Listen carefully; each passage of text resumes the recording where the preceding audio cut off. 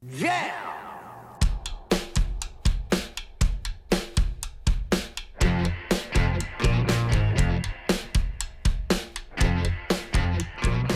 It's Josh Williams here, everybody, and welcome to the One Man Podcast, episode number 5 for Wednesday, June 14th, 2017.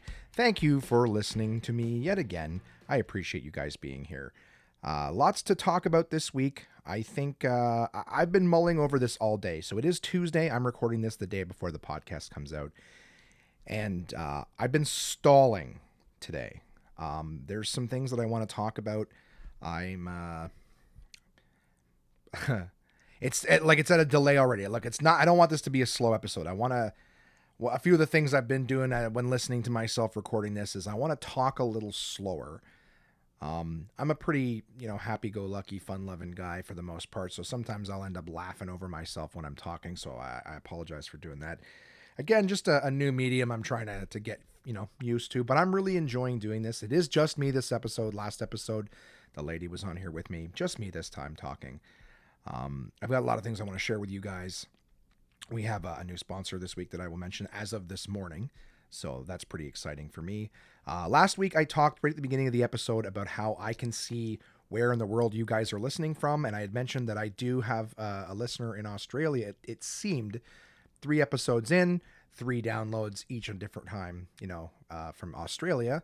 And last week was no different. So episode 4 came out, and then within a day or two, a 4th download from Australia. Unfortunately, didn't get an email from that person yet. They haven't chosen to say hello yet.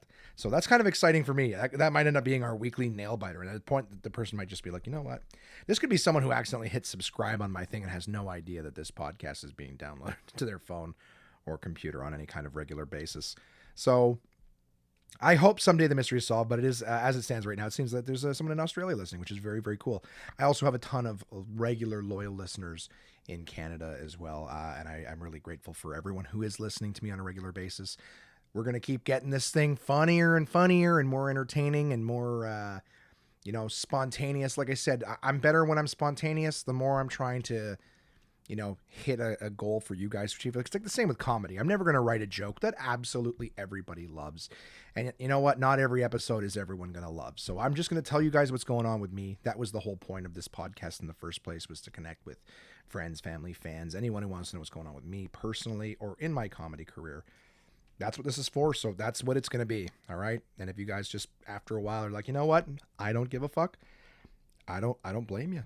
I don't blame you. I couldn't possibly listen to an hour of someone else's life every single week. So I'm grateful for the fact that you guys choose to listen to an hour of mine. Very kind of you. So let's get right into it. Last week, I saw something on Facebook that I want to talk about a little bit.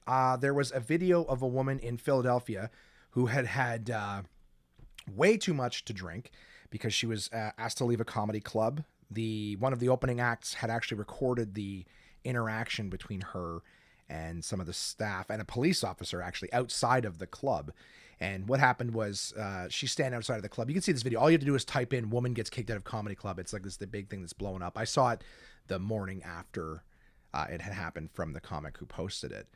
But basically, this woman had too much to drink. She wouldn't shut up during the show, and they had to kick her out. That happens all the time in stand-up comedy. But outside, she's yelling at a cop. She tries to spit on someone. She tells the police officer to smell her shoe. It was a little ridiculous. And the thing was, she's not alone. Like, I think a lot of comedians had posted on had shared this video, had posted on other people's sharing of this video, and was like, yeah, this woman, she is at every club every weekend. Like, she's not alone. And I don't want to make this anything about women. It's not about women. Women, you have your voices carry a little bit better than others. It's a higher pitch. So typically in the dark, we can hear you easier than we can hear, a low bassy voice of a more masculine person. So unfortunately, this is going to be driven a little bit more to some of the female experiences we've had in clubs, but guys can be just as annoying too. But the problem is that people get drunk at a club and then they start talking to their friends like, "Hi guys, so funny. Stacey, you did that same thing." Da, da, da. And it's not to say that anyone who's talking is necessarily having a bad time, but it's very disruptive to the show because comedy clubs are designed in such a way that noise carries. It's a spoken word performance, and we make the room small so that the sound from what we're saying carries. But at the same time, we need those laughs back. I've done a lot of shows in venues that are, two-story tall, places that are more designed to be music halls and things, and it's a lot more difficult to sort of time things. The reason being is that when people laugh, it sort of goes up into the air and doesn't come back down. So the reason comedy clubs are sort of tight little boxes is because that keeps the laughs in together. And of course, laughter breeds laughter. Our whole job is to manipulate laughter out of you, right? We're trying to, set things up so that you laugh a certain way. Well, the environment that we're in also plays a part. I don't know if you've ever seen a live performance outside. Doesn't quite go the same way because, again, all the laughs and sound just disperses out. So for us comedians, we play off of your energy quite a bit. That's another reason why having a front row at a comedy club is full. We may touch on this little side note. I've got Jason Lawrence, the owner of Absolute Comedy. There's a competition coming up. I'll talk more about that later. He's going to be my guest next week on the show. I'll mention that again later on, but we may get into some of this stuff. So I'll try to be brief. If you feel like maybe I did touched too lightly on something, know that next week we'll have a lot of comedy talk. So I'll try to be brief, but the idea is in a comedy club, everything's tight, close.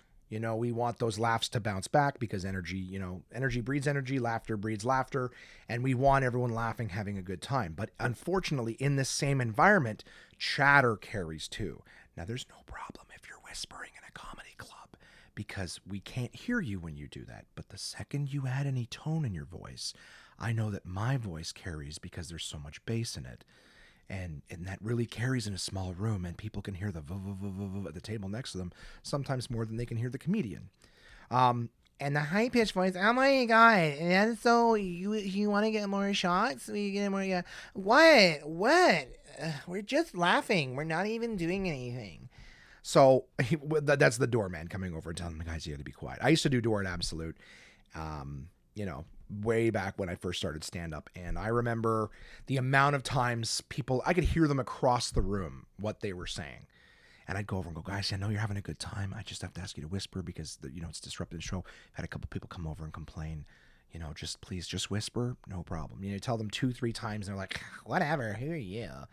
And it's always a pride thing. If there's alcohol involved, that never makes a discussion easy, but the idea is people get drunk, they get told to be quiet. Now they feel like they're being parented. And some people are good about it. They go, oh, I'm sorry. And then they adjust. They understand. Sometimes they even get told a second time and they start to get it. But some people are like, fuck you. We're not even da-da-da. So this particular woman in the video got kicked out. And you can see her on the street mouthing off at a cop, trying to spit on a staff member, screaming, yelling. She even says, like, we didn't even do anything. We were just laughing. And that we were just laughing bullshit happens all the time. The amount of people, when I'm on stage, I can repeat verbatim what they said because I heard every word at their table.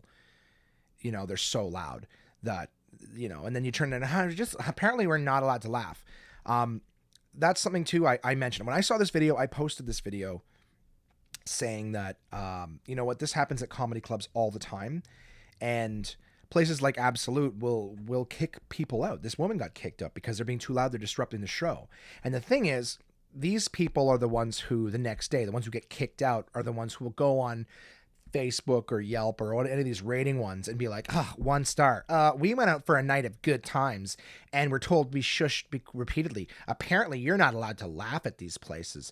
It's like, people who are taking no accountability. And then of course the businesses get hit for doing what's necessary to help everyone enjoy the place. So I had posted the video showing people, and this woman was being horrible outside, horrible. She was like, we didn't say anything. We were just laughing. And then 2 minutes later, she's like pointing at the comic who's taking the video of her being arrested or whatever. And she's like, I didn't even say, all we said to you was like, oh, nice scarf or shirt or hat or something. Like, so the whole idea, she's like, oh, we were just laughing. And then she openly admits to yelling out, commenting on the comedian when he was on stage and stuff like that. So, for what it's worth, just a little side note here, 9 minutes into the podcast already, trying to shorten things up. What I'm saying is, if you guys want to check out this video, you can Google it, whatever, you'll see it. But this is a woman for like 10 minutes outside being so obnoxious. and just this happens at comedy clubs all the time. So what I was asking when I shared this was, businesses take shit all the time for doing what's necessary. Like, you can't go into a movie and start talking. You can't go to the opera or somewhere else where, a theater and just talk the whole time and expect not to, have people shushing you and telling you to shut up. We have doormen for that reason.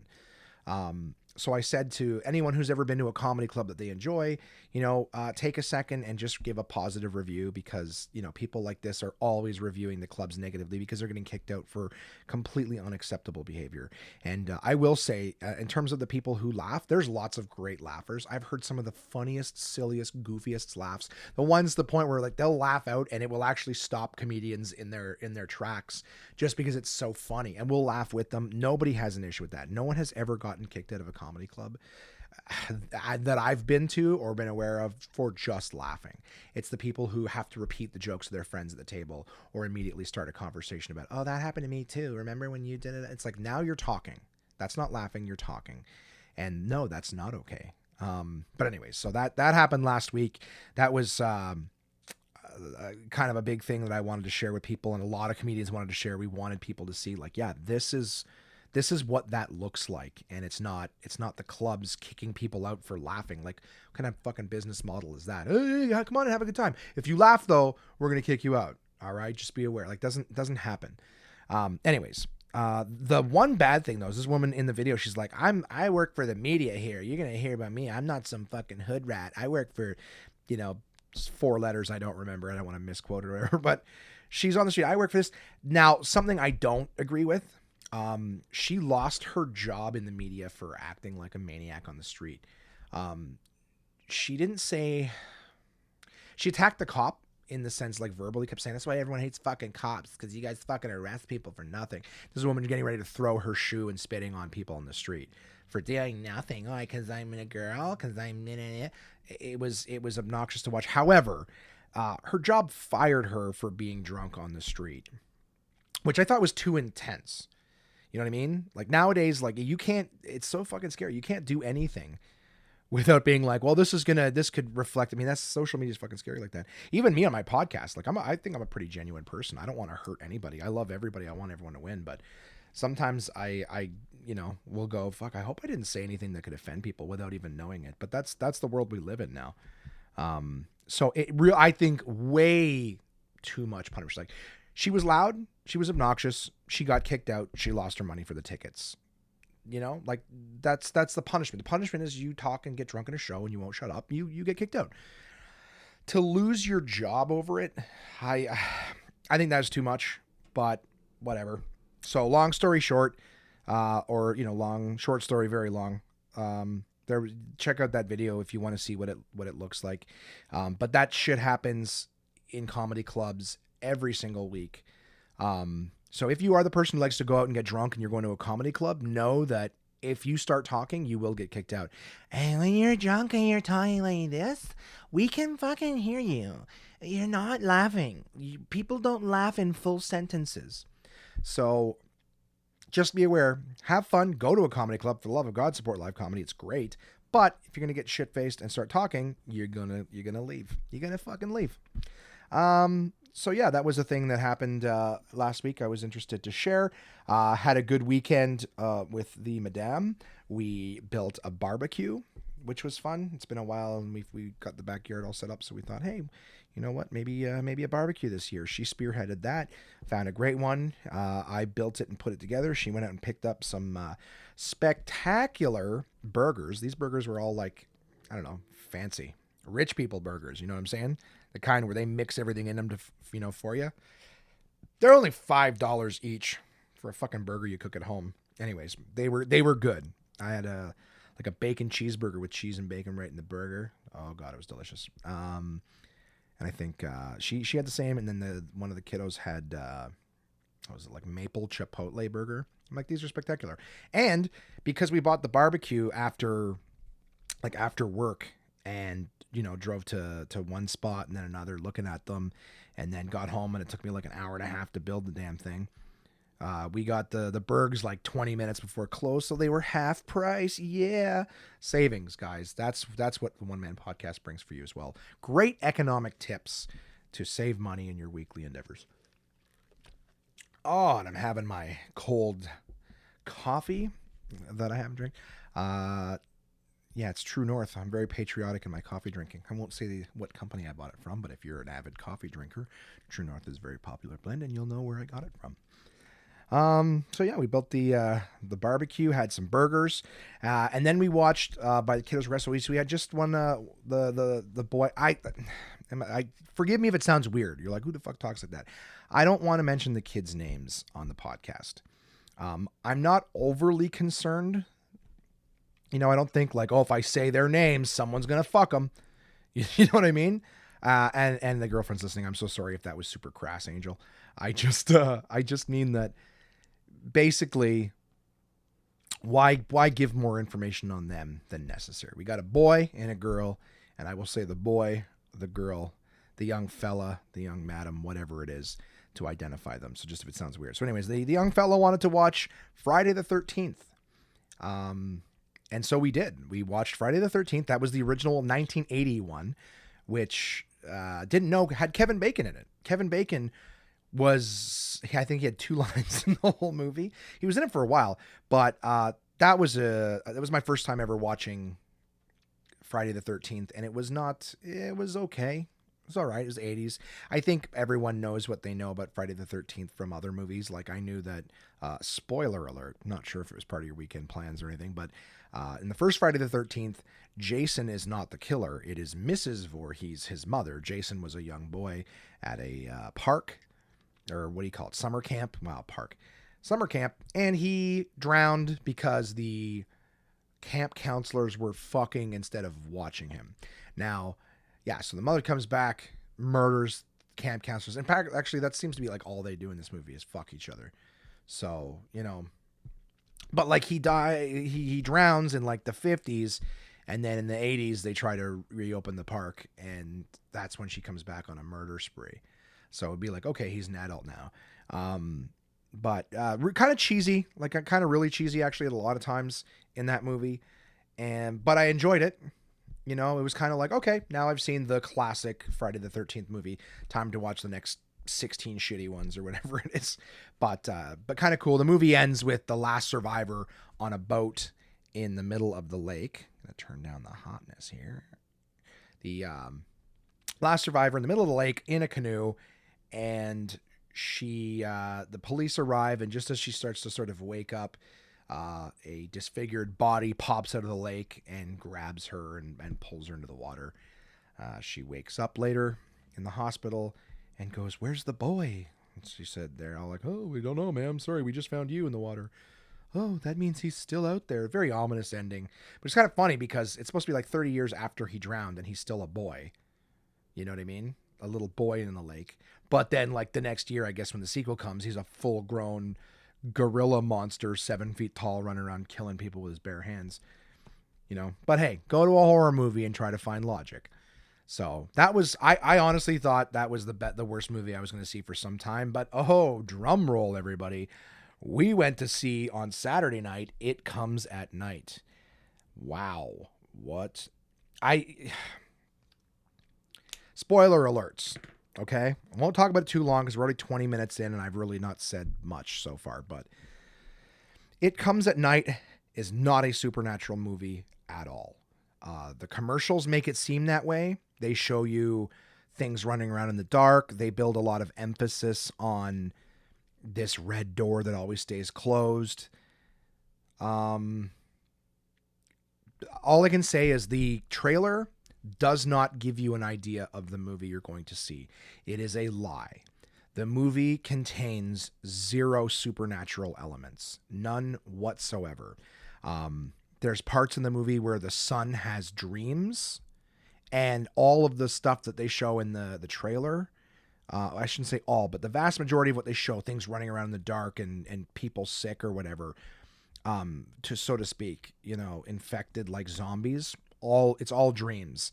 The name It Comes at Night, at no point did I find anything in the movie that led me to believe something different happens at night during the day. They have things in the trailer like You know, the guy's like, there's one door in and out of here, and I've got the only key right here. And he pulls a key out from around his neck, and he's like, I've got the only key in and out. We don't go outside at night. And if we go out during the day, we go in groups and do. Well, in the movie, they go out at night several times, not out of necessity. They just go out at night whenever they feel like it. The doors that they have, there's actually two doors. So that red door leads into sort of like a little mudroom foyer. Well, whatever. It's like a little workshop kind of. It's the only door in and out of the place, but it's all covered in like plastic vapor barrier. Like it basically looks like a Dexter kill room in there. So you've got people that, sorry, not people, but you've got the space where you can go. It's almost like a little airlock. You know, you walk from the red door into this room, and then from this room out into outside. So that's kind of where they put like quarantine people. There is a sickness in this movie, but yeah, it's more like, I would say that this movie is closer to like Outbreak or Contagion than it is any kind of zombie or supernatural or 28 Days Later or any of that kind of bullshit, which is really what they make it look like in the trailers. So anyways, he pulls his key out. Oh, it's the only key, but both doors, the outer door and the inner door, are both like sliding deadbolts, like slide locks. So there is no key necessary to open it, so it's one of those, like, it made no sense why he said that, but they use it in the trailer to seem very scary, because 2 seconds later in the trailer they're like, oh, the door was open, who opened the door? It's like all this shit made no sense, and there was no answers. You never find out, even at the end of the movie, who opened that door. A lot of things happen in that movie that they don't ever address. They start a bunch of questions, and then at one point you're like, okay, so what's going on? And then the movie's just over. And to the point where Crystal and I actually Googled, like, we were in the car on our way home afterwards, and we Googled what the fuck just happened in, It Comes at Night. We don't, like, what we had to, and the director basically says that he wants audiences to sort of think about it themselves. And we're kind of like, well, that seems like lazy work. Like, it's almost like you fill in the blanks and you write your own sort of story. I'm like, yeah, if I wanted to write my own fucking movie, I would have done it, and I would have made the money from the ticket sales, not you. So that was a little frustrating. But anyways, yeah, and he wrote the movie like a month and a half after his dad died, and he's like, I never got to have conversations and, get answers from my dad, and I sort of wanted the audience to feel the same way, no answers. And, I'm paraphrasing, I'm not directly quoting, but it is pretty much what he said, how, you don't get answers in life, and sometimes things are left unknown. It seemed particularly, like, lazy. Some people are making arguments for saying, no, it's the great idea for a movie where, you don't always get answers, and, you don't have to have everything spoon fed to you. I haven't gotten into a discussion with someone on Facebook in a long time, but I got into one with someone today. And they basically just said, hey, if you need to be spoon fed all the answers, then, go see movies that are like that. And I can even say, if the trailer had said, go see a movie about survival, something bad happens and you're surviving on your own in the elements and you don't know anything, place it like a drama, like Contagion, like Outbreak. Like, imagine the movie The Martian was set up like it was Star Wars or Star Trek. They showed a couple little scenes of things crashing, and then build some overlay of oh my god, in space things are blah blah blah blah blah. I don't know. Fuck, I'm not writing their goddamn movie for them. But the idea is they'd set it up like Star Wars or Star Trek, and then you go see it. Right? Martian I thought was a good movie, but I'm saying that it's very sciencey, it's very story driven. Regardless of whether you enjoy it for what it is, you were sold the idea of something different. And this movie is, I would say, a lot more drama. Maybe I'd feel very unfair saying suspense, but if you're a horror fan like Crystal and I are, and you went to see that movie because the horror, like the trailer shows you all these things that never get addressed, and quick little scenes from someone having a nightmare, yeah, it's not that. It isn't that. I actually this is, sorry, not to laugh at myself, but M. Night Shyamalan movies, or however you say his name, those movies, I think Paul Verzi said very, very eloquently, is an M. Night Shyamalan movie keeps you hooked right up until the disappointment, which is exactly the way his movies are. Great premises, stupid fucking endings. And this movie was more disappointing than an M. Night Shyamalan movie, because at least his movies explain what's going on, and you're like, oh, okay. You know, I don't care about a cliffhanger ending, or maybe something that leaves you thinking, well, maybe it could have been this, maybe it could have been that. Inception ended that way. The spinning top at the table, and you have to sort of decide, hey, is he really dreaming or is he awake? Because we'll only know if that totem falls over, and it just keeps spinning right at the end of the movie, so you don't really know if it was going to run out or not. Fine. But there was other things that you could interpret in that, which is that, like, Leonardo DiCaprio's character doesn't even really matter whether he's awake or not or what have you. The point is that he's back at a place that makes him happy. So when he puts it down and it spins or whatever, it doesn't even matter to him whether or not he's dreaming or not. It's just he's there. You know what I mean? So you can interpret things, you can leave things open to interpretation, but to a certain extent, you got to tell some story. And in this movie, it's just like question, the end. You decide the answers. And there's some people who are like, oh no, I thought that was really good. I'm like, did you? Did you really? If you really just want a bunch of questions and no answers, read the fucking Bible. What? That was too spicy. No, I'm just saying anything like that, though, is, if you want to leave things open to interpretation, then you don't have to go see a movie, because you can just ask yourself some questions. Hey, what would it be like to survive on my own? Anyways, all over the map. It Comes at Night. Good acting. You are invested in what's going on. Like you'll watch the movie going, what's happening? It's over. What the fuck was that? That's the movie. So go see it if you feel like feeling that way. Do that. Go see that movie. Definitely can miss it in theaters. There's nothing that the theater brings that you couldn't watch at home. So anyways, and that was my weekend. Monday morning, back to the old ride share. Good times ride sharing. I want to add one little point to general traffic courtesy. And I would encourage any of you, if you guys have any little tips or things for the road that help people out, let me know. Last week or the week before, I was bitching about crossing guards. I happen to just see things when I'm driving, and they come to mind, and I throw them in my notes here and go, maybe we'll talk about it. But one thing I want to say is, when two cars come to an intersection at the same time, everybody knows the right of way. Everybody knows that. The car, I would fucking hope that everyone knows that.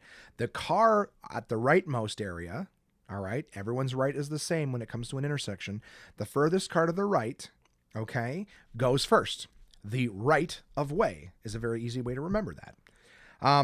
When all four people are coming, if the intersection has all four people arrive at the exact same time, all right, the rule is whoever moves first. However, sometimes you have an intersection, two cars come at the same time. We're trying to be courteous, right? Who got there first? That kind of shit happens from time to time.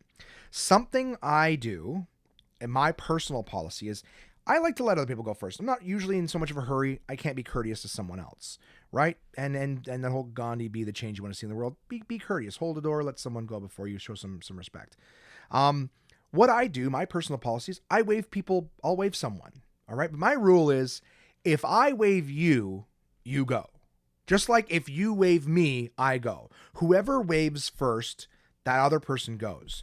What drives me fucking bananas, and I don't know about the rest of you motorists, and it's really annoying because I'll wave somebody and then they wave me. No, you go. It's like, no, fuck, now neither one of us is going to go because we both waved, so we should go, but we also got told no. So then we both go at the same time. Now we got to stop, and then we both go again because we saw each other go. And it just creates that, even like, when you're walking down the sidewalk, you see someone, you both fake the same way, and oh fuck, it's that same awkwardness. So my personal policy to avoid that awkwardness is, whoever waves first, the other person goes. So it happened to me the other day. I waved somebody and they go, no, you go. And I went, so I started to go because, again, I don't want to, and as soon as I started to go, they decided, they were going to accept my invitation, even though I went a second or two first to the wave. Anyways, that's a traffic behavior that really bugs me. I also really don't like people who don't put their turn signal on. And I don't mean when you're changing lanes. I'm just saying, just in general, the turn signal is not for you. It's for everybody else, right? To communicate what you're going to do. So it bothers me when people don't put their signals on. Changing lanes and shit like that. Obviously, that's now a safety thing. Sorry, a health thing. It's a safety thing.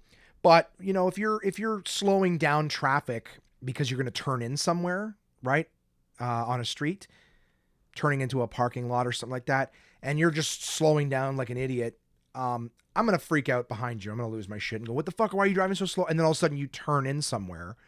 If you just put your fucking blinker on, I would know, okay, you're slowing down because you're getting ready to turn. shit like that. If you're in a specific turn lane, you don't have to do that, obviously. But there's just some general things that make being out in the road with each other easier and more, livable. And I think one of them is just when we fucking communicate with each other. Use your signal.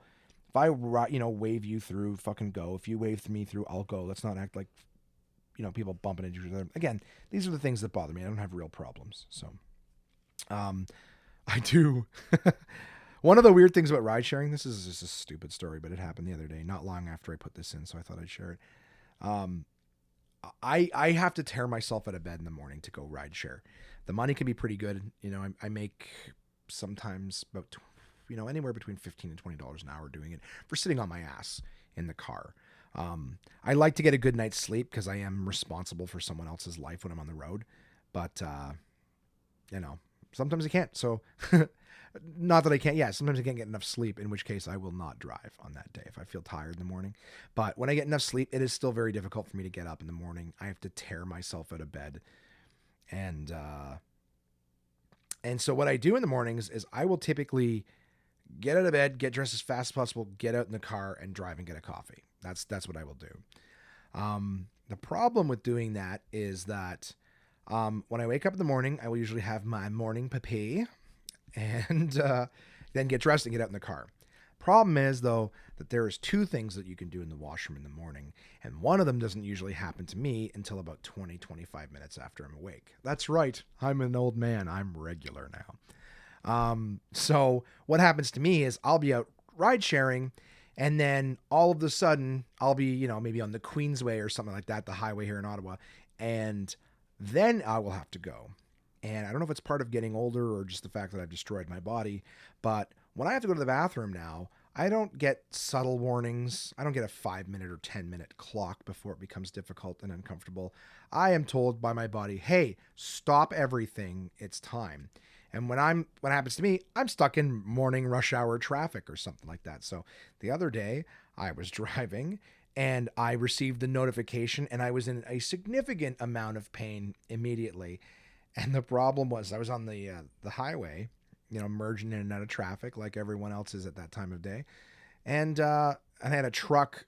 I just did all these, like a big 18-wheeler on one side of me. I had a bus in front of me just when I was feeling all these pains. And I was like, oh, for the love of God, like I would really hate to get into an accident right now. You know what I mean? It would be a terrible thing. I feel like I would lose control just during the fear of the moment and lose control of my bowels. And then I was just thinking to myself, it'd be so funny if they found me in the car crash and be like, oh my God, look at all of this mess. He clearly died in the crash and then of course voided his bowels as corpses do. And I was like, my last work on this earth, if I died in a car crash, because I shit myself and lost control. This is disgusting. I'm so sorry. Would be to write a note if possible. Just my dying note would be, I'll have you know I shit myself before the accident. My last joke to the world be like, don't you dare give death the credit. This accident was caused because I shit myself. So there you go. These are the stupid things I think about with no sleep, one coffee, a lot of fatigue in the morning, and of course with strangers in my car. So I'm going to talk about the second portion, some of the stuff that I have after. We're going to do the sponsors real quick first, of course. So yeah, I'm just going to mention one more time. So far with some of the stuff I've shared, the movie things that I've done, that was my weekend and the beginning of my week so far. I also, I'll share with you something from the tail end of the week, and I'm going to do that after we do the sponsors. But yeah, if you guys ever want to share your stuff with me, right? Your goals, your funny stories, goofy shit. I had 2 great stories that were told me last night at Open Mic Mondays. And I begged the people who told me, I said, please write that in. That is a hysterical story. I will read it on the podcast, but I need you to send it to me so that we can share it. But yeah, so guys, contact at onemanpodcast.com. Anything. I don't care what you want to talk about. Send me your bucket list. Send me your morning fucking routine. If there's any goofy things, tell me a movie that you watched lately. You know what I mean? I don't care. Just, it's nice to have a little bit of interaction with you guys every week. I do appreciate it. I got a couple emails this week I'll read a little later on. So let's start with, what's starting to become, a favorite from some people. They message me on Facebook or send me, a text message saying that they enjoy these. So as always, my first sponsor from portablepress.com, if you're looking to pick some up, is the Uncle John's Bathroom Readers. Very excited as always to have these on. Oh, it's funny. I should have played that earlier when talking about my traffic story. This edition is from, this edition that I'm reading from this week is Weird Weird World. That's what it's called. It's a hardback illustrated edition of Uncle John's Bathroom Reader called Weird Weird World. Who, what, when, where, and wow. And the article that I decided to read for you guys this week is an article called Strange Animal Lawsuits. Okay? So, getting into this right away, in the Middle Ages, it was not unusual for animals to be put on trial as if they could understand human laws. These laws were serious affairs. So, the first story is the plaintiff, vineyard growers in Saint Julien, France. The defendants, weevils. The lawsuit, in 1545, angry growers testified to a judge that the weevils were eating and destroying their crops. According to reports, legal indictments were drawn and the insects were actually defended in court. The verdict, since the weevils were obviously eating the crops, they were found guilty. In 1546, a proclamation was issued by the judge demanding the weevils desist, and amazingly, they did. The farmers weren't bothered by weevils again until 1587. Once more, the insects were put on trial. However, the outcome is unknown. I think that's hysterical, just in the sense that they were desist, and then it just stopped. Obviously, that the expectations were ridiculous. But for it to actually have worked, hey, maybe that's why they did it. Next story, the plaintiff, the people of Mayenne, France. The defendants, mosquitoes. In the 1200s, a swarm of mosquitoes were indicted as a public nuisance by the people of the town. When the bugs failed to answer the summons, the court appointed a lawyer to act on their behalf. The verdict, the lawyer did such a good job pleading their case that the court took pity. The judge banished them, but gave them a patch of real estate outside of town where they would be allowed to swarm in peace forever. And that was France, guys, in the 1200s. I'm not going to lie. They really haven't come. I'm just joking. They haven't come far since. The surrender people. They're like, the mosquitoes, they're coming. Okay, well, let's give them some land and maybe they leave us alone. They keep it forever. Story number 3, the plaintiffs, barley growers in Autun, France. Saint Julien, France, Mayenne, France, and now third France story, where they're taking insects to court. Okay. So barley growers in Autun, France, the defendants, rats. The lawsuit, in 1510, the rodents were charged with burglary, having eaten and destroyed the barley crop. A young lawyer named Bartholomew de Chassenay was appointed to defend them. When the rats failed to appear in court, Chassenay successfully argued that since the case involved all the rats of the diocese, the area under the jurisdiction of one bishop, under parentheses, all of them should be summoned. So the rats, all of them should be summoned. When the rats failed to appear again, Chassenay argued that it was because they were scared of evilly disposed cats which were in constant watch along the highways. Since by law the rats were entitled to protection to and from court, the plaintiffs should be required to post a bond that would be forfeited if the cats attacked the rats on their way to court. The verdict, unknown, but the publicity gave Chassenay the reputation as one of France's greatest lawyers. And I would say rightly so. If you're basically saying that he basically got 2 retrials done, because it's like, yeah, well, the rats didn't show up. Well, it's because we need all of them here. And then, when all of them didn't show up, well, it's because they're afraid of the cats. Good arguing. That's how law works. It's not really whether you're innocent or guilty. It's how good is your lawyer. Story number 3, the plaintiff, the city of Basel, Switzerland. Finally, a different one. The defendant, a rooster. In 1474, the rooster was accused of being or helping a sorcerer. Okay. The reason, according to the prosecutor, it had laid eggs. And as everyone knows, an egg laid by a rooster is a prize by sorcerers. Weird. I didn't know that.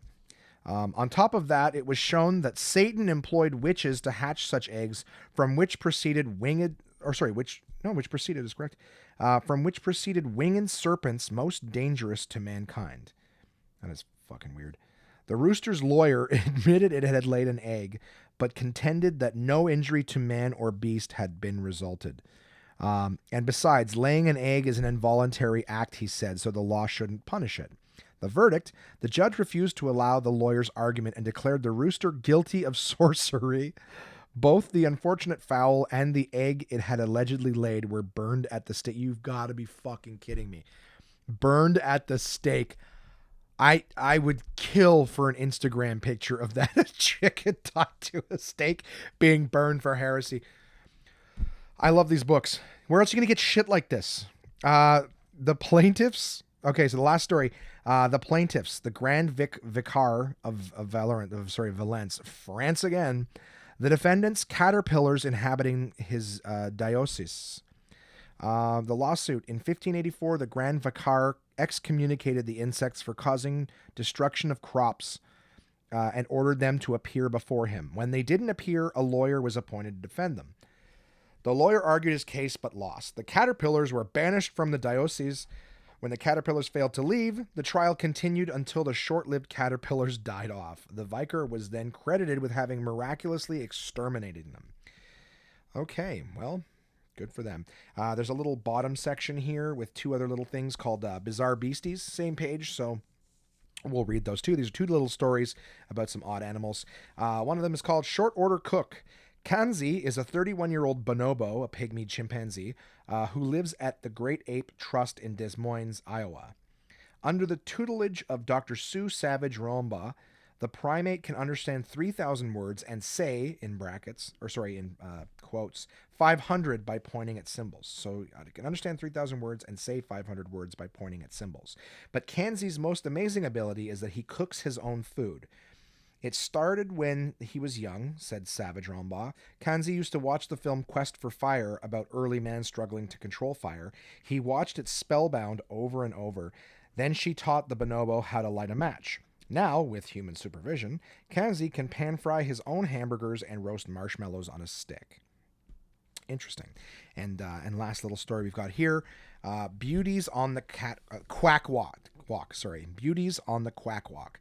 The duck fashion show is exactly what it sounds like. Ducks wear fancy outfits, including little hats, and waddle up and down a catwalk to the delight of onlookers. Duck handler Brian Harrington has dressed up his Pied Piper ducks since the 1980s. He takes them to our agricultural fairs throughout Australia where the not-so-ugly ducklings show off the latest quack fashions, including evening wear, bridal wear, and off to the races. They're always a big hit. So I can't show you, obviously, in an audio version, the picture of these fucking ducks dressed up on the page. But I did snap a picture and put it on Instagram. So One Man Podcast Instagram has a picture of 3 ducks dressed to the nines. So I definitely say jump on Instagram and take a look at that picture. It's fucking hysterical. And that is the Bizarre Beasties section. And finally, at the bottom of all of these Uncle John's things, there's a tiny little 1-sentence piece of information trivia for you. And this one is kids as young as 7 can join the Society of American Magicians. So not very select group. So that is this week's edition of Uncle John's Bathroom Readers. Thank you so much, as always, to my sponsors, portablepress.com. If you guys are interested in that book or any of the other ones that they have available, they have an extensive list of books with tons and tons of trivia. There's hundreds of stories like that in each book. And of course, they range all different things, just goofy little pieces of trivia. So portablepress.com if you want to check any of that stuff out. I did mention off the top of the show this week, guys, that I do have a new sponsor. As of this morning, I got off the phone with the rep from Summersby, and they are the new sponsor. So yay, clap, clap, clap, clap, clap. They will be partnering with us, guests of the One Man Podcast, and of course, just me when I'm hanging out. We'll be able to enjoy Summersby cider.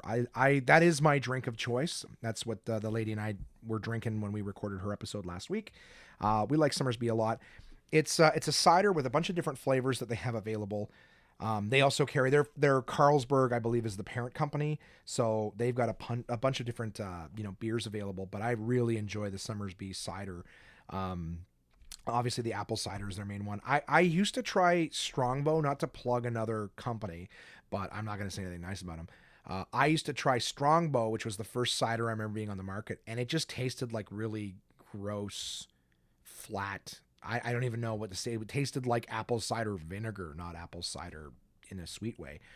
So I had a Strongbow recently. In the last few months, I was at a show and they had Strongbow available. I was like, oh yeah, I'll take a Strongbow because I've been really enjoying Somersby, and I felt really regretful the second I started drinking that. So if your only experience with cider is Strongbow and you found it as repulsive as I did, definitely try Somersby. They've got a bunch of different flavors available. They have an apple cider. They're all ciders, but they have an apple. They have a pear. The blackberry is spectacular, one of my favorites. A citrus, and last year they launched the elderflower lime, which was their newest flavor. They actually have a new flavor coming out very shortly. The rep told me about this morning. I'm very excited to try. And of course, a lot of other lineups of stuff like that. So look forward to our new partnership with Somersby. So if you happen to be a guest on the One Man Podcast, they'll have some swag and stuff like that maybe later on this year for prizes and things that we can give away. Some of you guys listening, but thank you so much, Somersby, for partnering with us, being on board. I like it when something that I actually truly enjoy decides to partner up with me on a project. In this case, it's the One Man Podcast. So thank you, Somersby. And speaking of Somersby and sponsors, Somersby is available at all locations of my next sponsor, which is, of course, as always, Absolute Comedy. Absolute Comedy is the best live stand-up comedy from across North America, with locations in Kingston, Toronto, and Ottawa, Ontario. These comedians have been featured on Just for Laughs, Netflix, Comedy Central, CBC's The Debaters, Jimmy Kimmel Live, Conan, The Comedy Network, and much, much more. Go to absolutecomedy.ca to see this week's lineup. Planning a night out is easy with dinner and show packages available at all locations. Live comedy is a great choice if you're organizing a celebration, fundraiser, company outing, or corporate event. Want the show brought to you? They'll send comedians to your venue with performances tailored to your event, creating a night of laughs your guests will love and won't soon forget. So for showtimes, ticket prices, gift certificates, special shows, and more, head to absolutecomedy.ca. Again, that's absolutecomedy.ca for the best live stand-up comedy from across North America. And coming up this month, or I shouldn't say this month, we're in June. Coming up next month is Absolute Comedy's Prove You're a Comic competition. Now, I'll talk more about that next week on the episode featuring Jason Lawrence. Jason Lawrence is the owner of all 3 Absolute Comedy Clubs. He's a big reason that I've been able to move as fast through my comedy career as I have. A lot of other people to thank for that as well, but of course, you know, being close with the person who runs the best club in the city that you work with is certainly never a bad thing to have. So I'll be talking with Jason next week about what it is, you know, just like I said, any questions anybody wants to ask about comedy and a comedy club owner, you know, an episode. I think the first episode, someone asked why there isn't more comedy clubs. If there's any questions that people want to ask like that of Jason, please contact the One Man Podcast. Any amateur comedians or anyone who's interested in the business of comedy, wants any tips, tricks, suggestions, whatever it is that you would want to ask. Jason has been a comedian for a very, very long time, you know, 20 plus years, used to be involved with the other club, decided, hey, I can do it better, started his own, and now does. So I'm excited to have Jason next week. We're gonna be talking with him, and we'll get more into that competition, but it's basically the Prove Your Comic competition is something that Jason and I created some years ago. And yeah, it's grown. There's been some great comics who have won that and moved forward. It's a great opportunity for someone to go, oh, okay, I've only performed at a few open mics, and winning this competition means you get to perform at all 3 Absolute Comedy Clubs, win some money, get a credit that sort of perpetuates you forward. Perpetuates, is that a thing? Propels you forward. So that's I'm excited to have him next week. I also have coming up at the end of the month or the very beginning of the next month is the Sirius XM Canada Day show. So myself and Jim McNally will be co-headlining that. It's hosted by Nick Burden, featuring Kamar Babar and Heather Hurst are on that as well. And as I've mentioned a few times before, if anyone is interested in some tickets to that, I will be giving away some tickets. So again, send me an email. Let me know you're interested in tickets to the Canada Day show. It is at 2 p.m. in the afternoon. I'll also be in Montreal that same week, so I'm actually driving back and forth to do that show between Montreal. So If anyone's interested in something fun to do during the day, the SiriusXM Canada Day show at Absolute Comedy is happening at 2 p.m. on July 1st before all of the insanity of downtown begins. So it does not take you away from any of the other festivities to see that show. Let me know if you're interested. One of the things that I was, like I said, guys, I really felt like I was stalling all day doing this podcast is because the most important thing that I want to talk to you about, I'm going to share now. I feel like I see that I'm at 49 minutes right now into the podcast, and I feel like this is going to take a while to explain. I won't be able to wrap it up in 10 minutes. In fact, part of me is concerned that I can do an entire podcast on just this. So I'm going to start because I don't know where it's going to end. I haven't written notes. What I'm going to talk about is very important to me. So yeah, let's feel it out. And if I feel like it's just going so long, I feel like I have a long story to tell. It's very personal.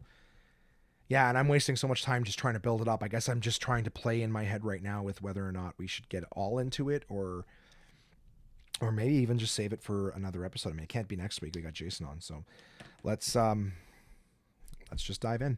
I went back to the gym. I went and I saw a friend of mine there who definitely hooked me up with a good deal on a membership, and I've decided it's time to start taking better care of myself again. Weighed in this morning, 316 pounds. So to start, that's what I weigh right now, 316 pounds.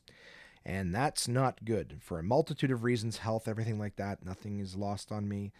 When I went back, my friend insisted that I speak with one of the personal trainers. And I said, okay. I told him I really wasn't interested in personal training right now. I'm not trying to build muscle or anything like that. I'm really not. I just like to lose a lot of the extra weight that I've got right now. But he insisted that I go and I have this consultation to maybe just help point me in the right direction. So I agreed.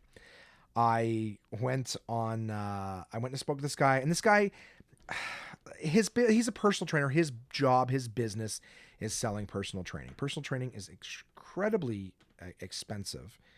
You know what I mean? It's like buying a book on how to when, you can just go on YouTube, right? It's like that kind of thing. Only the book is $400, and the YouTube video is free. It's almost like, if a book was, anyway, whatever. The point is it's not even close. The things that these people tell you with a little bit of research, you could do it yourself. I've bought some books on stuff for the gym. I'm going to try to teach myself, but I know for now I need to get active. That's my problem right now. I need to get active, even just walking and stuff like that. So I'm sharing this with you guys because I have not been back to the gym since Friday when I was there.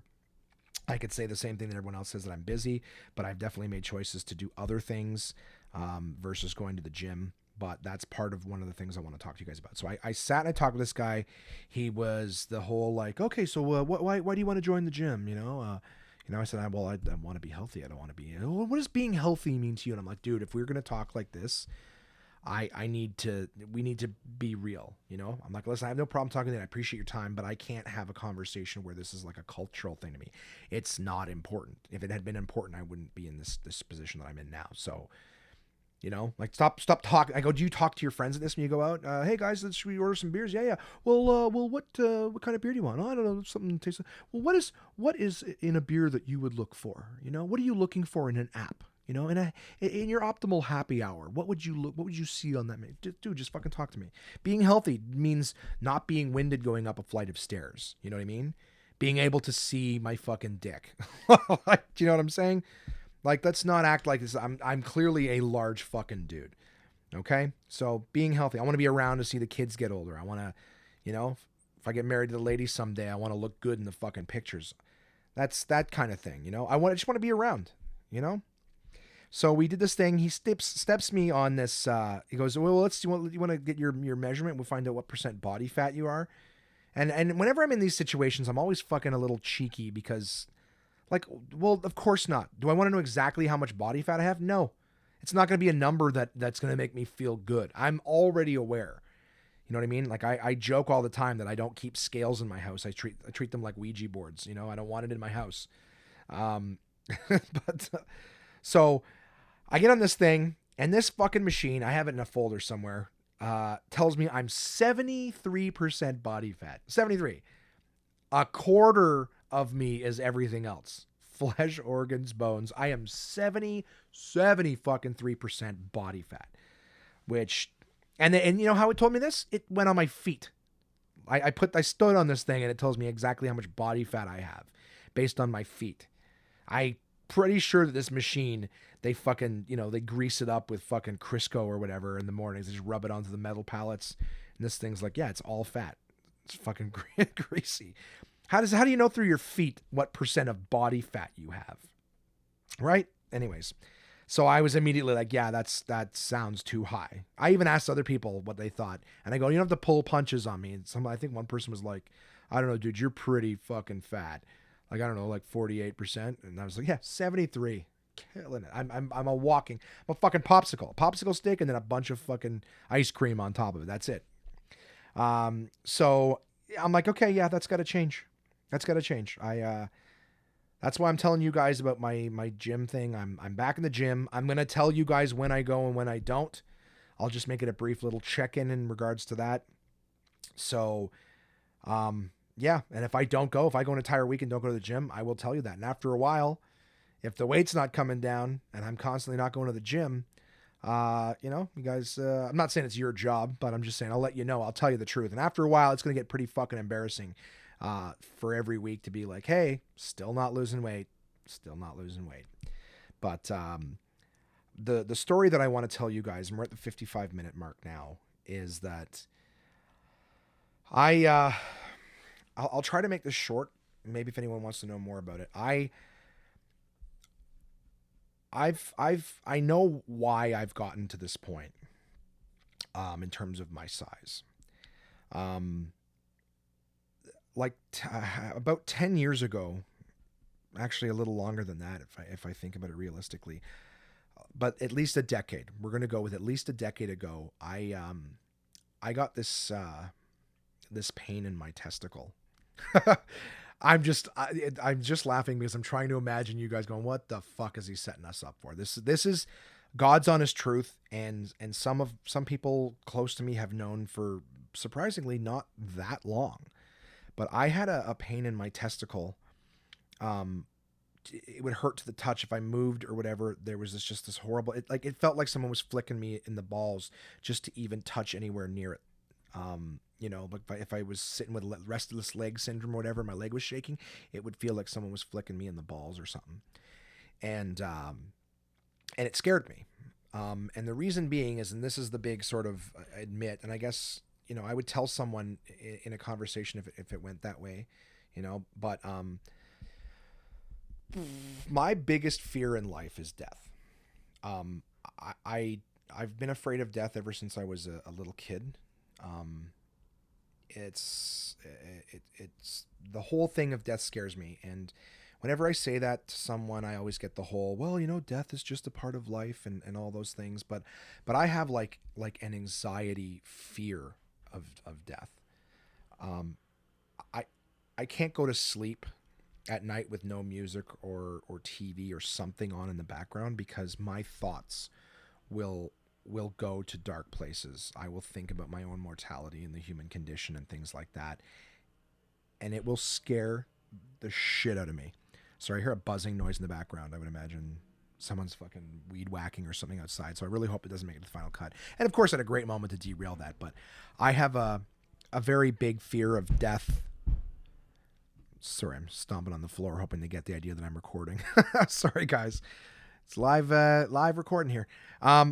So basically, yeah, I have a fear of death. I have to basically distract myself from that thought, because I will have a fight or flight response in my body. My body will release adrenaline. I've actually been, if I'm laying in bed thinking of it, I'm like, whoa, and I will shoot up.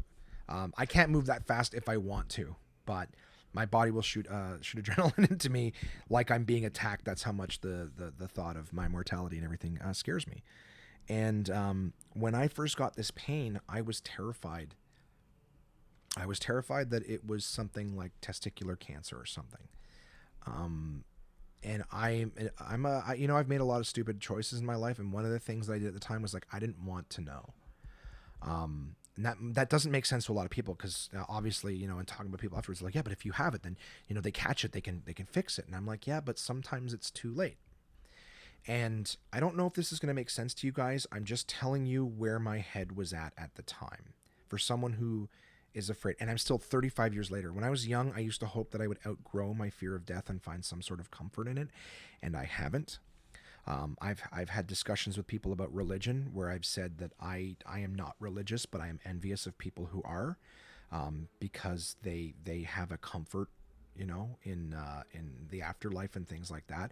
I'm trying to talk to you guys about it without actually letting my mind go too deep into it, because I will actually, believe it or not, I will get freaked out and have to stop talking about it.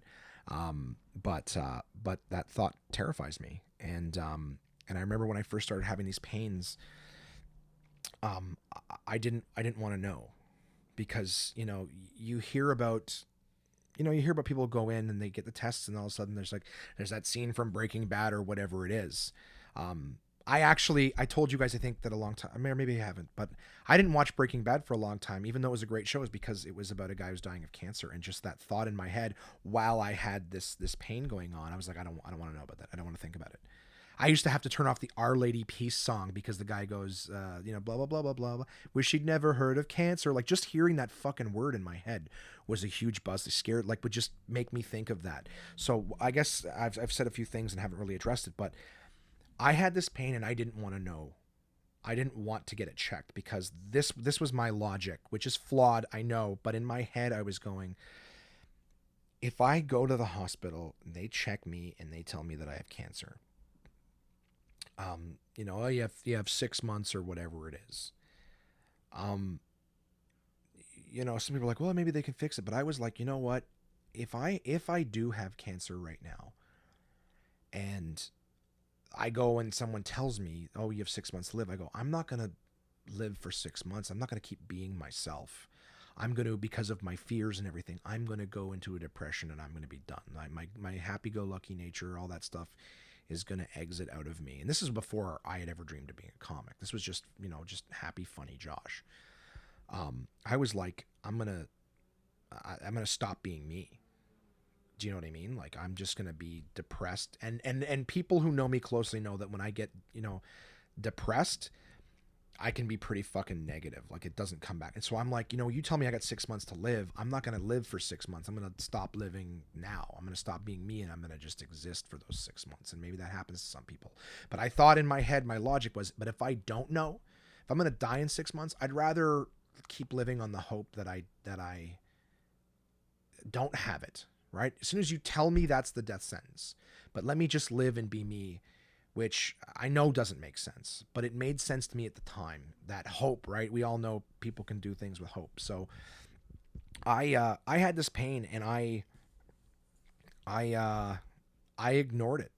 I ignored it. I learned how to live with it and not do things that caused me pain in my testicles. I I started at times. Well, here I'll move into the next part as quickly as I can. A year or so later, I found a lump on my left side. Um, it's still there. It's on my left side, right in the middle between my hip and my rib cage, and it's just a lump right in the middle of a lot of muscles. It causes me pain on an almost daily basis. Um, but it started as just a little lump, and I didn't get it. It felt like this tiny little, just a small little tightness. And at this point, just for the record, even after, I can't remember if it was like 6 months or a year or how long after the pain in my testicle, but I got this lump on my side. And at this point, I was already very comfortable with telling no one that I had these pains, because I was worried someone would force me to have that hospital visit, right? So I didn't tell anybody. Um, I just went on with my life with my pain. I found this lump, and it scared. When I found the lump, it scared the shit out of me, because I thought it was directly. And I still actually, believe it or not, and I can get into it maybe today or no other time or what have you. But I still actually believe now that there's a connection between the two of them. I feel like there's. I'll tell you that later, but the time for it in the story. Um, this lump on my side, I thought was directly related to it, and I was still like, nope, don't do anything with this. Don't get it looked at. Don't get it, because this is going to corroborate what you thought. So again, as long as there's a chance that it's not, I get to keep being me. I get to keep being funny. And I found this lump, and I thought of this today, and I've never thought of this before. It may or may not be connected, but we'll go with it. I found the lump, I think, the same year I started stand-up comedy. And I tell the story about how I never wanted to be a stand-up comic, and the truth is I didn't ever want to be a stand-up comic. My friends and I remember I was working at TELUS. This lump was on my side, and I was really enjoying to go see the comedy shows with my friends. We would go to, I would see the show at Absolute, and I would see the show at Yuck Yucks every week. But because it's the same show every week, sorry guys, I'm just putting all my thoughts together. I could only see 2 shows that were different in a week. You know, I could see the Absolute show, and then I could see the Yuck Yucks show. But if I went again, it would be the same headliners. And then we started going on Wednesday nights, because Wednesday at both Yuck Yucks and Absolute Comedy is amateur night. So it's a different show. You're seeing different people than who you're seeing on the weekends. And I thought that was fun. So I got to go see these 3 shows. And I'll be honest with you, really hating my job at TELUS because it was unfulfilling. And at the same time, struggling with this fear that I had every single day. This was not something I thought about once in a while. This was pain I had all the time. And I was terrified that this was going to kill me. Like I said, in thinking of this today in the timeline and telling you guys about it, I think that's really why I started stand-up. My friends were encouraging me to do it because they were like, oh, you're funnier than some of these amateurs that we see. But I think part of me was trying to prepare myself for the idea that I had something that was going to kill me. And I didn't want to finish living my life with a shitty job and never accomplishing anything that I felt value in. I can't believe I haven't thought of this sooner, but I think that's really why I started stand-up. When people ask me, why did you start stand-up? I tell them I didn't really. A lot of other guys' stories are, I always knew I want to be a comic. I didn't. I just knew I wasn't happy, and I thought I was gonna die. And I didn't want to die as a fucking cell phone salesman. You know what I mean? So I think that when people pushed me in that direction, I said fine. And if I'd gotten it looked at, and they told me what it turns out to be now, and I'll share that with you shortly. Maybe I never would have started stand-up comedy. Maybe I would have just continued to be like everybody else. Sorry, I mean everybody else in the sense that, you don't chase a dream unless, you're faced with the fucking thing. But to me, in my head, it was a very real possibility that I had something that I can... I'm sorry I'm talking in circles, but I've never... This is, an epiphany for me. So... Because I've heard stories about, right? We've all heard stories about people who get diagnosed with the end, and then they do what they never wanted, what they never took a chance on, right? So, like, hey, maybe if I hadn't been a fucking idiot and not gotten this looked at, or sorry, and gotten it looked at, someone would say, hey, you're fine, you're just being a pussy, and I would have just kept working at TELUS, making my money, and going from there, But instead, I thought I was going to fucking die. I really appreciate the vacuuming right outside the door, by the way, in this heartfelt moment. That would probably be Jason, too. I'm going to make him accountable for this on the next show. So, yeah, maybe I never would have done it, guys, if I hadn't been such a fucking pussy and afraid I was going to die. So, yeah, that same period of time with all the pain and stuff in my testicles and the lump on my side, I actually lost a lot of hygiene practices, which sounds, just being totally honest with you, I didn't like showering. Showering was too intimate with my own body. If I was trying to wash, the downstairs part, I would feel the pain every time just washing my legs or my hair. It would hurt. And it would force me, that pain and being there intimate with your body, right? Nothing else going on. It forced me to think about all that shit and scared the shit out of me. So I was very, I don't want to say very unhygienic. I mean, we're talking like I would shower once every 4 or 5 days, which is gross, especially for a guy. I wasn't as big as I am now, but for a guy who was a little overweight, yeah, that's not the greatest, especially in sales. Not proud, but it's the truth. And part of this podcast is me telling you the truth about who I am, right? Is letting you guys in and trying to, own who I am. Um, and that was a scary time. I started doing stand-up comedy. The pain stayed in my testicles, and the lump in my side stayed there, and it was scaring me for a while. And again, I remember in stand-up comedy, just part of what was driving me was thinking like any day now something's gonna happen, and I'm gonna end up getting sick, or something's gonna happen to me, and I'm gonna end up in a hospital, and that's when I'm gonna get the news. But I'm gonna get it months after I would have gotten it, or at this point, I think I was like 2 years in. I was like, I'm going to find out later, because I didn't know anything about cancer. And again, the fear of it, I wasn't doing any research. Self-diagnosing is the stupidest thing possible. And I couldn't really look into it or go to the hospital without people, like I said, pushing me to get something checked.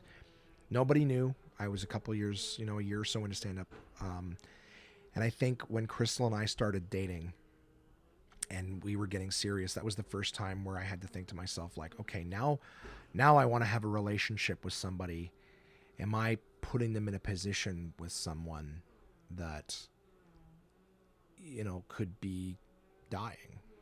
Now, this is over the course of this is 3 or some years after I'm playing with these ideas. So part of me at this point was starting to think, I don't have cancer. If I had cancer, it probably would have killed me by now. But I still didn't know what it was, and I always said, I would roundabout way ask people questions about it and stuff like that. And some people told me, oh, you can have cancer and it can stay dormant for a while. Some people take some years to go from it. And positivity, a lot of people get positive and they beat cancer. And I was honestly, I was having the time of my life doing stand up, because the first time in my life I was happy. So there was that thing in the back of my head going, well, maybe I'm just doing okay because I'm loving my life for the first time in 30 years. So I always had it in the back of my head, but I was trying not to be selfish. I didn't want the person that I loved and that I was with. I didn't want to just keel one day and turns out, I had cancer, all these things. And some doctor's like, the size of this thing in his side, there's no way he didn't know it was there. Did you know? He didn't tell you? Like, I don't know. I didn't fucking know, and I didn't like to think about it because it scared me. But while these years are going by, I'm paying less and less attention to my physical condition. I'm depressed. I'm afraid. I'm eating. I'm not taking care of myself. I'm not doing exercise, taking good care of my body. I was focused on the things that were making me feel good, which was stand-up comedy and drinking every day. So I would write my jokes. I would immerse myself in stand-up, drink coffees all morning, drink beers all night. You know what I mean? Just really letting myself go and having the time. I'm pretty much living every day for the moment, to be honest with you. But then I didn't die. I got into a relationship with the one who I love very much. And then it started to become time to, all right, well, let's get this checked. And that was the scariest day of my life when I went to, I didn't have a general, practitioner. I didn't have a GP doctor, still don't. But I had Apple Tree Medical, and, that's the walk-in clinics here in Ottawa. And I went to one. I got an appointment for an ultrasound. And they checked my testicles and all that area around it, and found that there was absolutely, even the technician, because I'm like, I don't even like, when she was there, I didn't want them to go, like, no noise at all that could make me think something negative was going to happen or be said. And the woman was like, oh, I told her, I'm like, I'm afraid I have testicular cancer or something there. She goes, no, nothing I see on here leads me to think cancer for half a second. I'm not supposed to say anything, but I think you're okay. And I said, well, thank you very much. And it turned out, nope, no cancer or anything like that. And they found nothing wrong with me, which is still part of the story. I proceeded to get more ultrasounds for the lump in my side. I found a doctor who would take me on, who sucked. I won't say her name, but she didn't give a fuck about the pain that I have in my side. The lump in my side has gotten significantly more detrimental to my physical health. I don't know if it's because I favor my left side because of the pain there, but I have an extreme tightness on my left side. So if you see me, I'll constantly be shifting in my chair, tightening and untightening my side, just sort of stretching. Some people are like, are you farting? I go, no, I'm stretching my side. I've got a pain there. So I Yeah, and for years, like I said, I mean, I sit on wait lists to get something checked. They have sent me for, I've asked them to do an MRI because I feel like something's ripped in there. We have found out that what is in my side is a lump called a lymphoma, which I didn't know. It sounds like lymphoma, which I know is, I think, a kind of cancer or something, but it's basically just a big chunk of like a cyst or whatever in my side, but it's right in a bunch of muscle groups. So it causes me a lot of pain. The doctor I was seeing is like, okay, look, it's not cancer. So, I don't want to hear you talking about this lymphoma again when I come in. I go, well, okay, great. It's not cancer, but it hurts. It's affecting my life. I can't do certain twists and pivots because that pain there. I go, I can't live like this. So she didn't give a fuck. I've stopped going to her. I need to find a GP who will study. She sent me for x-rays, ultrasounds, and I kept begging for an MRI. I go, those things can't see the muscle. You're sending me for bones. You're sending me for soft tissues. Send me for muscle, put me on a list. I'll wait a year and a half, but at least let's move something forward. And so anyways, an hour and 15 minutes in this podcast, I'm going to try to wrap up what I'm getting at here. And that's that I'm going back to the gym now. I have since learned, too, that I have a hernia. I found an Apple Tree medical doctor who used to work, have his own practice in Cornwall, but now he's working out of a hospital most of the week here in Ottawa. And he actually... Just this year, right? I've had this pain in my testicles for over 10 years. And just this year, this doctor, when I told him the pain in my testicle, just talking and passing about something different, he had said, well, what did you get checked for? So they sent me for an ultrasound. And he said, well, that's not how you check for testicles to have fucking... He goes, the only way you can check for hernias in the testicular area is to do the finger test or whatever. So... I was not manscaped or anything. I went there because I had a cough, but we were talking about it, and he said, I'll check you now if you want. And I go, yeah, please.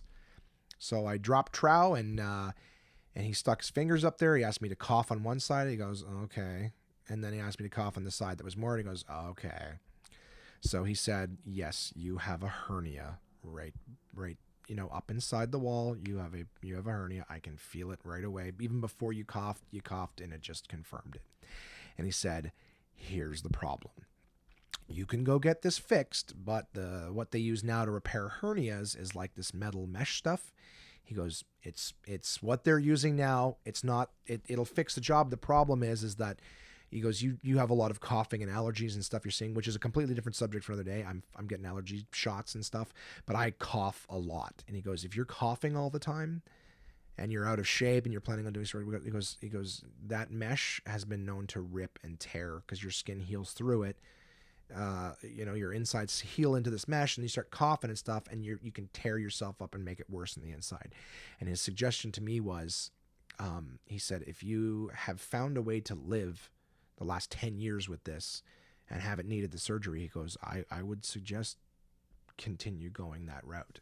And that's what he said. That's what he said to me. At least he found it, and he told me the pros and cons of the procedure. He had said that he had had a hernia and had the same thing, and he goes, he's had some issues since, and he knows a lot of people working in the hospital who've had issues too. He goes, there's some hospitals that do it a different way, and that method works. I can't remember it right now, but I just remember in that moment feeling so vindicated because my family and Crystal and everybody has since found out about the stuff.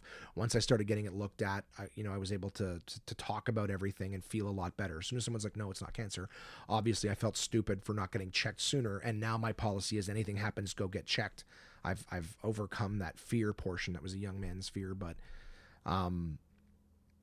like I said too, I think the positive that came from that is that I started stand up. If I hadn't have gone through that, maybe I would still just be working jobs I hated, because I had no fear, right, that anything was coming close to the end. Well, now I'm getting back into a real bad shape and state of affairs, and it's time to do something, because I'm gonna fucking eat my way into an early grave now. It's not cancer that'll kill me; it's fucking the fork. But I can't tell you guys how good I felt having someone say, "Yeah, you do have a hernia. That pain that you felt for the last 10 years has not been in your fucking head," which is how I felt when I finally got checked. Anyways, I'm yakking a little, maybe too long on this one subject, but. The point that I'm getting at is now I'm excited to go back to the gym. I'm excited to do something about this. In terms of what this lump on my side is and the solution, I still don't have one. I'm really unhappy with the state of affairs of general practitioners and stuff in Ottawa. I've only had one besides Apple Tree. I need a GP. So if anyone listening to this in Ottawa area knows a doctor who's accepting and someone they would recommend, for the love of God, please send them my way, because I am dealing with a daily pain that I would love to get out of my life. But I want to lose weight. That's important to me. But I'm a little concerned about the gym only because of what's wrong with my side and having the hernia. Part of me is worried that if I push too hard, I'm going to do damage to myself. And you know that whole feeling of you're on a bike or you're on a machine and you're just like, oh, just keep going. You feel the burn, you feel the pain, but keep going just a little more. I don't want to blow something out the bottom of me or rip something in my side to feel the burn or whatever. So part of me is I feel like a bit of a stalemate. I'm honestly afraid to push too hard at the gym. And if anyone who knows me knows that if I give something, I try to give it my all. So that's full disclosure, guys. Another long podcast, but I feel like, at least I got this off my chest. Even if nobody cares, I've admitted it. I can own it at this point. So sorry for the long sort of downer story portion here, but you guys know where I'm at. I'm 316 pounds. The hygiene's gotten a lot better too. I feel like that's a spot that it's embarrassing to throw out there. But like I said, when I was really worried about lumps on my sides and pains in my nuts, I did not like to go into the shower. That was a lot of intimate time with something that was scaring the shit out of me. But I think if anything I learned from talking about this today is I might know the answer to my why did I get into stand-up story, because for years I've been asked that question and I felt like the only reason I did it was because I was bored at work and my friends and I were going out to see amateur shows. But I think looking a little deeper, I think one of the reasons why I took the chance and did it was I thought I was at the end of the line, and I was just trying to actually do something that mattered to me before it all was over. I'm going to move on from this now. I'm going to keep telling you guys the weigh-ins. I'm going to keep telling you what I'm doing. I'm not going to lie. If anybody wants to share, if anybody out there, I meant to say this earlier, if anybody out there also struggles with the same fear, of mortality or whatever, you guys heard me talk a couple episodes ago about the fucking ambulances and stuff like that. Like, the reason I'm always worried about that is because I do fear, my own health and fear my own mortality. I want to make sure someone can fucking save my ass if necessary. But I think, like I said, in that episode, I was saying my mortality and my health and things like that have been on my mind. And it's because I know I'm not in a good way. So I'll do weigh-ins. I'll tell you guys that stuff. But if anyone else has fears of mortality or anything like that, if you found any comfort in it, please feel free to share that. If you are struggling with that fear as well, I know it's tough because there's no answers on it. I've had conversations with really intelligent people. I have looked into ways of feeling more confident and comfortable with the idea. And I remember Matt Davis. I don't remember the exact wording of the quote, and I unfortunately don't know who said it, but it's a nice way of looking at things. But Matt Davis told me this quote when we were driving back from Kingston one time. He said that the life is the long, slow march to the grave, but you can dance it if you want to. And I think that's what I'm trying to do now. I think that's where my moment was with my my brush with death, which just turned out to be a hernia. But that fear made me decide that I want to start dancing it the rest of the way. I don't want to just keep trudging along. And, anyways, that's that. So I won't talk about that anymore this week. Thank you for anyone who stayed there. If you had to turn it off or if you just completely lost interest, well, then you'll never hear this part. But if you did stay with me, that's been a big part of who I am. Just a quick little shout out to someone like Mark Forrester. Mark, I had that pain in my testicle at Future Shop. That's how far back this goes, just so you know. And that was 2022. So yeah, we're going on like 13 years, guys. I had shit like that for a long time. Where do I go from here? I got two quick emails that I'll share with you guys, and then I'll wrap this up. It's a minute, hour 22. I won't make this go longer than an hour and a half. But thanks if you did stay through all of this. Thank you. It really means a lot to me to get it off my chest. I'm sorry it's not funny, but maybe it gives you a little bit more insight as to where this goofy piece of whatever, goofy fuck, goes in his head, day to day, and where I've been in my head over the last, decade or something, but it's been there. All of this shit has been there all this time. And just in the last couple of years, I started getting it looked into, and now I don't think it's going to kill me, but I need to start taking accountability of all of the neglect that I did to my body while I was afraid of it for so long. That's how we got here. Um, I got 2 emails this week. One of them from the first one is from Vanessa, also known as Red. Vanessa is one of my friends in London, Ontario. We were friends back in the high school days and afterwards. So Red has sent me an email saying, "Hey Josh, here are some of the items on my bucket list, and you can totally judge my bucket list." Well, I don't mean to judge it, but I'm certainly intrigued by it. Number one is attend E3 and San Diego Comic-Con. Well, E3, for anyone who doesn't know, that's 3 E's. The Electronic Entertainment Expo is what that is. They show new video games, new consoles. That's where, you first find out what games are being released in the upcoming year, when new consoles are coming out, or what new consoles have involved in them. Very, very funny. She said, yes, I will dress up, and she's referring to the San Diego Comic-Con. So everyone knows what a Comic-Con is. If you're not familiar with how they work, San Diego Comic-Con is the big one. That's where you'll see the Walking Dead panels and the Marvel movie panels and, all the big shows and stuff, Guardians of the Galaxy, the entire cast, when they all show up. Stuff like that is always at the San Diego Comic-Con. So, excuse me, I'm starting to get real dry from all the yakety yak. Yeah, so that was number one, attend E3 and San Diego Comic-Con. Yes, I will dress up, and good on you. Have fun. To be honest with you, I would love to do both of those things, San Diego Comic-Con and E3. Jason and I actually looked into the criteria for E3, but E3 you only get to go if you're industry. You can't just go and show up to that. You have to be like work at GameStop or EB Games or, wherever the fuck else, Best Buy. Like, you have to be like the main purchaser for Best Buy, to go to something like that, because that's who they're showing off to, is the people who are going to be carrying their products and selling their shit. So might be difficult to find a way into that one. Attend the Triple Crown, thoroughbred racing. Don't know anything about it, but you want to see horses race? Cool. I guess that's the big one, right? The Kentucky Derby, I think that's one too. It all seems stupid to me. It's not stupid. I get it. You do the horse stuff, and you're going to say that in a minute. Learn how to fly a plane? Cool. Very useful skill, I would say, if necessary, right? The pilots like me has a heart attack, you can take over. I'm sure his co-pilot would have to have a heart attack as well, but I would imagine he would die of grief. That's a Simpsons quote. On my own horse. On my own horse. I'm really stupid. Own my own horse. I compete in show jumping. So again, if you're interested in show, horses and stuff like that, obviously you'd want to do the Triple Crown thing. But good for you. It would be good to own a horse if you like jumping them. Visit Japan, and by that you say ancient Japan with samurais and stuff. Now I don't know.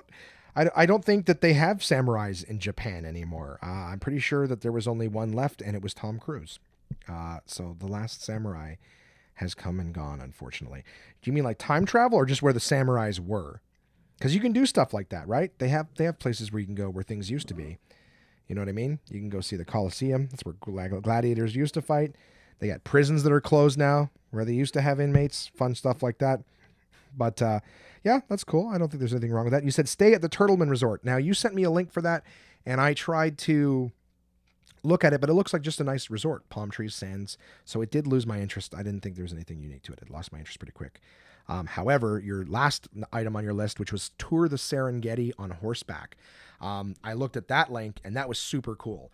You basically, it's like going on like an African safari, but on horseback. So you get to ride horses like all through the countryside, seeing like elephants and giraffes and watching like, the wildebeest. Is it wildebeest? Buffalo? Anyways, watching them like migrate thousands at a time. I thought that was pretty fucking spectacular. But it's expensive. You know what I mean? Like I didn't see everything that was involved, but it was like starting at $6,000 to do a tour or whatever for a day. And I was like, all right. I mean, it seems amazing. If I ever become big, not physically, I've achieved that. If I ever become big, in terms of riches, I would love to do stuff like that. In fact, I will promise you here and now that if I ever become big enough to just do whatever I want financially, I will make that bucket list item happen for you.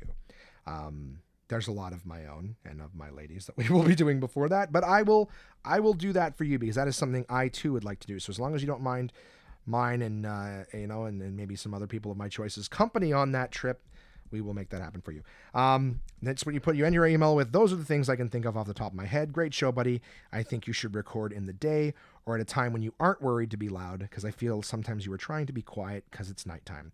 Well, I'm never trying to be quiet because it's nighttime. I think I just escape into what I'm saying, and my volume shrinks. Now, I recorded during the day today, and I had fucking roommates vacuuming and shit like that in the meantime. So sometimes at night or when they're not here is best, because then we can actually talk without being interrupted. But sorry for the reduction in voice. It takes a lot to constantly be speaking at a loud volume. And I got 1 minute left before the hour and a half mark, and I will read Mike T's email. Mike has emailed in before. Mike sent me his bucket list a week ago, and now he says, "Dearest Josh, thank you for shitting on my dreams in the last episode. I will attempt to defend my bucket list. The HBO special over Netflix is more of a nostalgia goal than anything else." Because, yeah, his career goal that he sent in was to have an HBO special. He said Netflix doesn't count. So he said the HBO special over Netflix is more of a nostalgia goal than anything else. I understand HBO may be the dinosaur, cough, cough, Game of fucking Thrones, cough. But Carlin specials have always seemed to be a benchmark of success and quality. Also, I feel that Netflix is oversaturated with very unfunny stand-up specials. I'll change my personal goal to owning a helicopter. Okay, because I think his personal goal was to do whatever he has to do to achieve his career goal, which felt like a bit of a cop-out, Mikey. So thank you for sending in a different one. You don't have to. They're your lists. You do whatever you want. I'm just made my comment on it. So you'll change your personal goal to owning a helicopter. Active volcano sex, which is what he's wanted to say in his romantic, social sort of goal. He said have sex in an active volcano, preferably with someone else or a female, I think he said. But this is active volcano sex just has that element of danger and fear required to sustain an erection for more than 4 minutes in this digital era. So, okay. That works good. I am still enjoying the podcast in light of the personal attacks against my dreams, and will continue to listen because of our shared contempt of child road safety initiatives and senior citizen employment opportunities. Best regards. Thank you, Mike T, for emailing in. Thank you, Red, for emailing in your bucket list. I appreciate all you guys. Anybody else wants to email anything in, you know the email address, contact@onemanpodcast.com. I've got Facebook, Twitter, Instagram, and YouTube, all of that stuff. I try to post, little different things if you guys are following all of them. But One Man Podcast for all of them. Feel free to follow, like, all that stuff there. Thank you for listening, guys. I know it's been a long one. I appreciate you making it in with me. I will end it there. Flush the whole goddamn thing down the road. You know what that was? I pushed the wrong fucking button. I'm supposed to play the outro music. I flushed the toilet. Such is my life. The more serious I try to be, the more professional, the more I just fucking shit the bed. So thank you guys for listening. I hit the right button this time. I hope you'll listen again, because you're like, this guy just keeps getting longer and longer and darker and darker. Well, that's the way it is this week. I hope you'll be here next week when we have Jason Lawrence. Thanks for listening, guys.